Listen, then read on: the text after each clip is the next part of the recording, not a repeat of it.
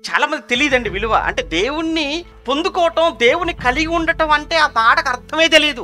దేవుడు వచ్చేసి అమ్మ నీకు బంగారం కావాలి, నేను కావాలని మిమ్మల్ని అడిగారు అనుకో రాత్రి, ఏమండి జరగదులేండి అనుకోండి. దేవుడు రాత్రికి వచ్చి కలలో అమ్మ నీకు బంగారం కావాలా, నేను కావాలని మీరు అంటే నిజంగా చెప్పండి, మీరు ఏం కోరుకుంటారు? బంగారమే కోరుకుంటారు కదా. కానీ తెలివి గల్లవాడైతే, జ్ఞానవంతుడితో ఏమంటాడు తెలుసా? నువ్వే కావాలి. ఎందుకు దేవుడే కావాలని కోరుకోవాలి తెలుసా? ఆయన ఉన్నవాడండి, బంగారాన్ని ఇచ్చిన వాడే ఆయన, బంగార భూములు పెట్టిన వాడే ఆయన, ఆయన పేరే ఉన్నవాడు. ఉన్నవాడు నీతో ఉన్నంత కాలం నువ్వు ఎలా ఉంటావు? అప్పుడు ఉన్నవాడుగానే ఉంటావు. మినిమం సెన్స్ లేకుండా మారిపోయిందండి ఈ రోజు. చాలా మంది ఒక పాట పాడుతుంటారు, బహుశా మీకు తెలుసు అనుకుంటాను ఆ పాట.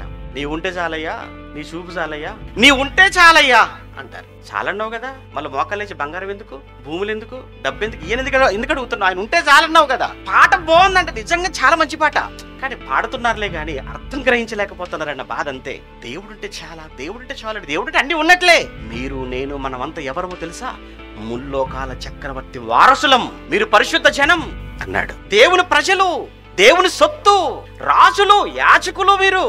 ఇంత గొప్పగా మన గురించి చెప్పిన తర్వాత ఈ లోక సంబంధమైన ఈ ధనాపేక్ష, ఈ మాయలో పడిపోయి అసలు నిన్ను నువ్వెవరో మర్చిపోతున్నావు అని అంటే నీ ఏమనాలి చెప్పు?